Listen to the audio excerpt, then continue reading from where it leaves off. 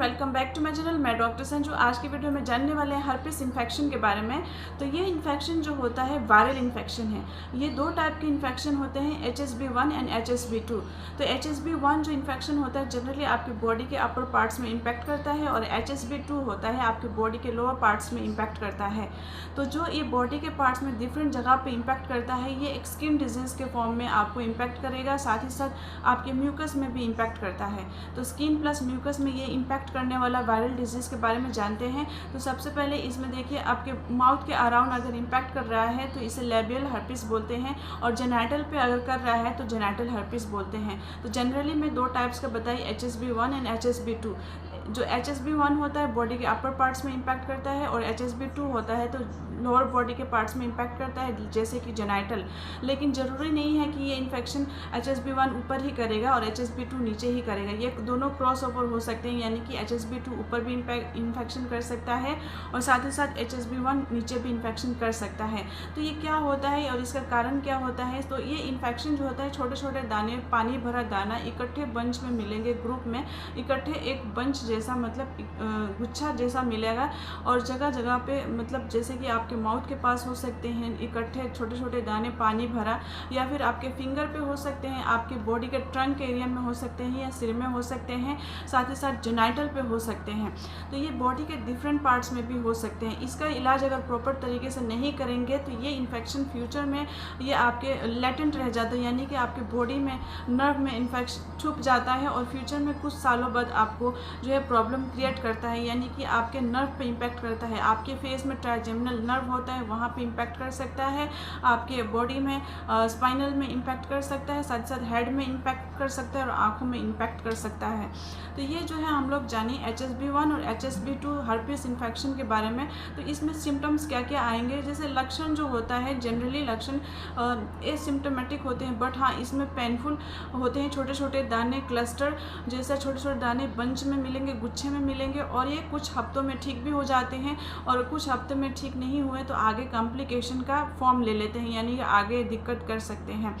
तो इसका ये कुछ जो है हम लोग जाने HSV1 और HSV2 के बारे में। तो ये एक वायरल इन्फेक्शन है, और इसके साथ साथ ये जेनाइटल पे अगर इम्पैक्ट करता है तो इसे जेनाइटल हर्पिस बोलते हैं। माउथ के अराउंड इम्पैक्ट करता है तो लेबियल हर्पिस बोलते हैं। साथ ही साथ आपके फिंगर पे इम्पैक्ट करता है तो इसे विटलो हर्पिस बोलते हैं। और साथ में फ्यूचर में अगर आपके नर्व पे इम्पैक्ट करता है और बर्निंग रहता है और उस पर वहाँ पे एटोपिक डर्मेटाइटिस हो जाता है तो उसे एक्जिमा हर्पिटिकम कहते हैं। तो ये कुछ जो है हम लोग बॉडी के डिफरेंट पार्ट्स पे इन्फेक्शन का जाने हर्पिस के बारे में। अब इस वीडियोस में हम लोग जानने वाले हैं हर्पिस इन्फेक्शन जो HSV2 होता है, जो कि आपकी बॉडी के लोअर पार्ट्स में इम्पैक्ट करता है, मेल एंड फीमेल में, जनरली जेनाइटल पे। तो इसे कहते हैं जेनाइटल हर्पिस, जो कि HSV2 हर्पिस के वजह से होता है। लेकिन जैसे कि मैं बताई, HSV2 जो होता है ज़रूरी नहीं है कि बॉडी के लोअर पार्ट्स में भी करेगा, ये इन्फेक्शन बॉडी के अपर पार्ट्स में भी कर सकता है। लेकिन इस वीडियोस में हम लोग जानने वाले हैं जेनाइटल हर्पिस, यानी कि मेल में अगर होता है, मेल पुरुष में होता है तो उसे पेनिस पे इन्फेक्शन करा सकता है। अगर फीमेल में होता है तो फीमेल का जो जेनाइटल का लेबिया मेजरा होता है, लेबिया माइनरा होता है, वहाँ इन्फेक्शन कर सकता है, वल्वल एरिया पे इन्फेक्शन कर सकता है। मेल पुरुष में इन्फेक्शन हुआ जेनाइटल पे तो उसका ट्रीटमेंट प्रॉपर तरीके से कराना चाहिए। फीमेल में अगर ये हो रहा है इन्फेक्शन हर्पिस का, तो अगर ट्रीटमेंट सही नहीं हुआ तो आगे कॉम्प्लिकेशन हो सकता है, यानी कि फीमेल के जेनाइटल के अंदर ही अंदर इन्फेक्शन जाके उसके इंटरनल ऑर्गन पे इम्पैक्ट कर सकता है, उसको बांझपन की शिकायत आ सकती है, उसको अबॉर्शन हो सकता है, और साथ ही साथ उसमें और भी कॉम्प्लिकेशन हो सकते हैं। तो ये एक वायरल इन्फेक्शन का इलाज बहुत सही तरीके से कराना चाहिए, और इसमें कई बार जलन और इचिंग भी होते हैं और कई बार इचिंग नहीं होते हैं। ये इन्फेक्शन जो होता है, कभी कभी गुच्छे जैसा छोटे छोटे दाने होते हैं पानी भरा, लेकिन कभी कभी ये इन्फेक्शन का जो दाना होता है वो हार्ड पेप्यूल जैसा होता है, और कभी कभी उसमें पस भी बन सकता है, यानी कभी कभी उसमें घाव भी बन सकता है, अल्सर बन सकता है। तो इस तरीके से हम लोग जाने हर्पिस सिम्प्लेक्स वायरस के बारे में। HSV1 जो जनरली आपकी बॉडी के अपर पार्ट्स में इम्पैक्ट करता है, और HSV2 जो आपकी बॉडी के लोअर पार्ट्स में इम्पैक्ट करता है। तो इस वीडियोस में हम लोग जानने वाले हैं होम्योपैथिक मेडिसिन जो जेनाइटल हर्पिस में बहुत ही इफेक्टिव एंड बेनिफिशियल रिजल्ट देता है। तो चलिए सबसे पहले होम्योपैथिक मेडिसिन के बारे में जानते हैं। उससे पहले हम लोग जान लेंगे इसमें क्या परहेज करना चाहिए और क्या कंजर्वेटिव ट्रीटमेंट करनी चाहिए।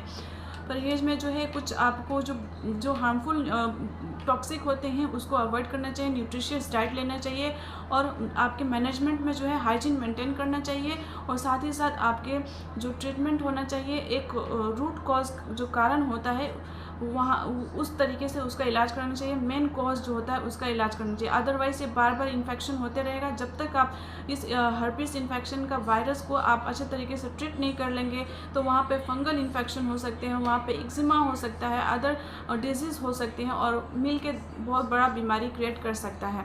तो चलिए जानते हैं होम्योपैथिक मेडिसिन। सबसे पहले अगर जेनिटल हर्पीस हो रहे हैं तो आप इसमें कॉस्टिकम का बहुत ही इफ़ेक्टिव रिजल्ट्स मिलता है। कॉस्टिकम 200 पोटेंसी में आपकी जेनिटल हर्पीस है, मेल है या फीमेल है, उसमें मस से भरे छोटे छोटे पेप्यूल दाने लायक हो रहे हैं और उसमें इचिंग भी हो सकते हैं।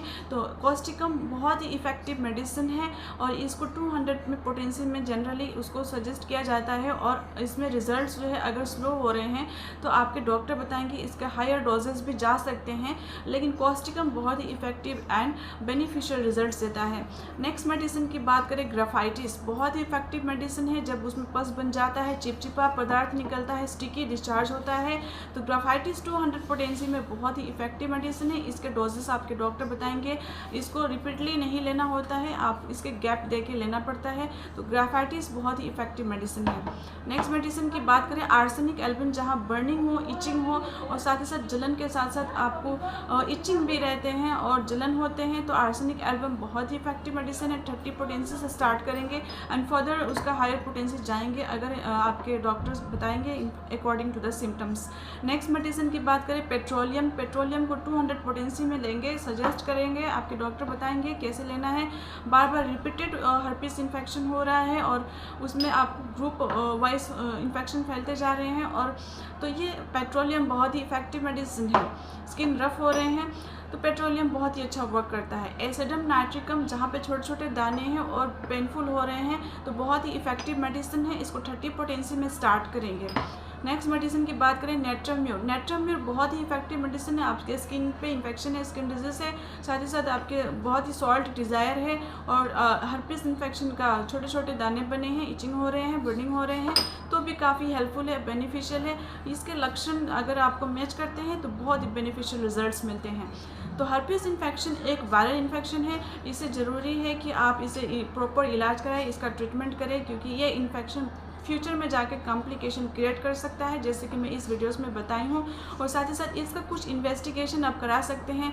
ब्रेन में अगर कुछ दिक्कतें हो रहे हैं तो आप इन्वेस्टिगेशन करा सकते हैं। इंसेफेलाइटिस ये करा देता है कॉम्प्लिकेशन में कभी कभी, तो उसमें EEG करा सकते हैं, PCR टेस्ट करा सकते हैं। अगर इन्फेक्शन वायरल इन्फेक्शन का जाँच करा सकते हैं, PCR करा सकते हैं। लंबर पंक्चर, आपके अगर स्पाइनल में कुछ प्रॉब्लम क्रिएट कर रहा है तो लंबर पंक्चर करा के उसका इलाज कराया जाता है, उसका टेस्ट कराया, डायग्नोसिस कराया जाता है। MRI, कुछ स्कैन होते हैं, CT स्कैन होते हैं, स्किन टेस्ट होते हैं, जो कि आपकी इसमें इन्वेस्टिगेशन कराना चाहिए। तो सो that's all for today. I hope ये वीडियो आपको हेल्पफुल लगा होगा। सो हाइजीन मेंटेन रखें और एंटी फंगल मेडिसिन जो है आप अपने डॉक्टर से सजेस्ट, आपके डॉक्टर जो बताएंगे उसको यूज़ करें एंड अपना प्रॉपर हेल्थ मेंटेन रखें और हाइजीन ज़रूर मेंटेन रखें। So that's all for today. I hope ये वीडियो आपको हेल्पफुल लगा होगा। If it is then like, subscribe and share and please do like, subscribe and share. कोई भी मेडिकेशन अपने डॉक्टर से कंसल्ट करने के बाद ही लेंगे। So that's all for today. Take care, bye bye. Please like, share.